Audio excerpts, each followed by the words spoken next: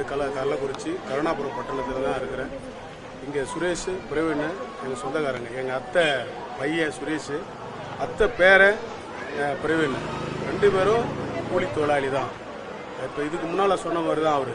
நாங்கள் 2 மணிலேருந்து போராடிட்டு இருக்கிறோம். இவனை வயிற்று வலின்னு சொல்லி ஹாஸ்பிட்டலில் சேர்க்குறோம்.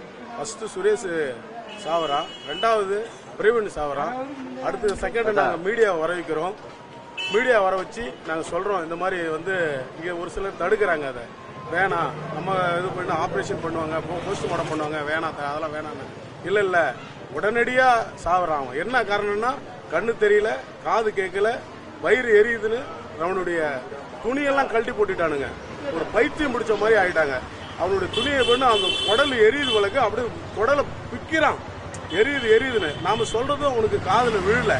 நம்ம கண்ணு தெரியலன்றான். நான் எங்க இருக்குன்னு தெரியல, கண்ணெல்லாம் மூடிச்சு எனக்குன்னு சொல்லிட்டு ஒரு கதறல். நாங்கள் ஹாஸ்பிட்டல் போய் சுரேஷ் சேர்த்துட்டு அடுத்த செகண்டு பிரவீன் மறிக்கிறான். இதை நாங்கள் சொல்லிட்டு மீடியா வர வச்சு சொல்றோம். அடுத்த செகண்ட் சொல்றாரு, கலெக்டர் சொல்றாரு, இது இந்த விஷ சாராயத்தினால தான் இந்த சூழ்நிலை ஆயிடுச்சுன்னு நாங்கள் சொல்றோம். இல்லை, இது விஷ சாராயத்தினால ஏதோ ஒரு வயிற்று போக்கினால அவங்க மறிக்கிறாங்கன்றாங்க. அதன் பிறகு இதை பார்க்க, இந்த துக்கத்தை விசாரிக்க வந்தவங்க இவர் சொன்னதுனால, இது விஷ சாராயத்தினால இல்லைன்றதுனால, அதன் பிறகு ஒரு சிலர் எல்லாம் போய் மீண்டும் சாப்பிட்றாங்க. இந்த துக்கம் விசாரிக்க, துக்கம்னாவே இங்க ஒரு சில சாராயம் எல்லாம் குடிப்பாங்க. அப்ப இது விசாரிக்க பார்க்க வந்தவங்க அவங்களும் போய் மீண்டும் குடிக்கிறாங்க. அவங்க இன்னைக்கு இறக்குறாங்க.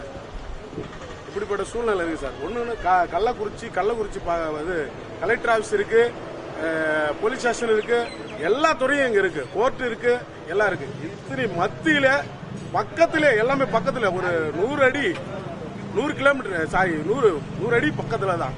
இந்த அளவுக்கு இருந்து ஒருத்தவங்க கூட யாரும் தடுக்கல.